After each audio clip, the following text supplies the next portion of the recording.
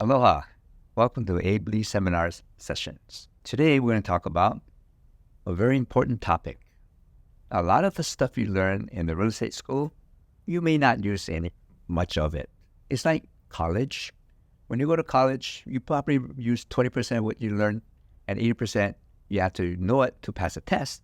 But beyond that, really nothing. I'll give you an example, like calculus.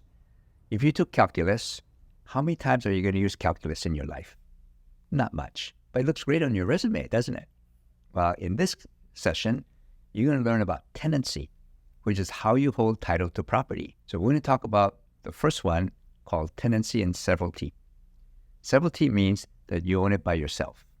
It could be one person, or it could be a corporation with hundreds of thousands of stockholders. But if it's in the name of one entity, then it's called tenancy and severalty. So let's say you own the property by yourself, and you own it. When you pass away, you usually give it away in your will or trust. And then if you give it away in your will, then it goes through probate. And you go, what's probate? Well, that's when your will goes before a judge in court, and the judge will look at that will and say, is this legitimate? Are the heirs the rightful heirs? When the judge says it's okay, then it goes to the heirs that's named in a will. If you have a trust, it doesn't go through probate. Probate is known as three major problems. One, it takes a long time. Second, it costs a lot of money.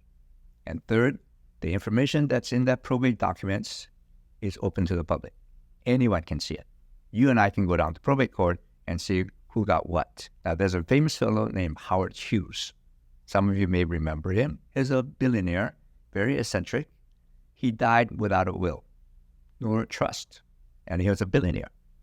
When he died, he went through probate court in California, and it took 30 years to clear probate because there were over 30 fake wills that came through the probate system. And they had to spend millions of dollars in legal fees to determine that all 30 wills were fake. If he had a trust, there would have been no problem. But he didn't have one. So that's the challenge with not having a will or a trust. So when you own it in severalty, you own it by yourself. And let's say you have a rental property and someone gets hurt and you're a negligent landlord. Can they sue you?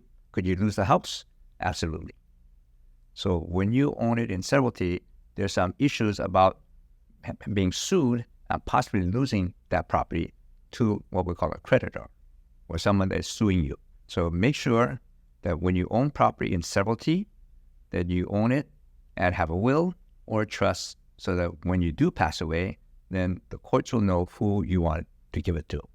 If you don't, then it goes through what they call laws of descent, and the closest living relative will get your assets. In the Howard Hughes case, because he wasn't married, he didn't have any children, his parents were dead, passed, his cousins got the bulk of the billion-dollar estate. And I'm not sure he wanted to give it to them, but that's how it ended up. So plan ahead. Okay, and hopefully you'll do well with learning about tenancies. Aloha.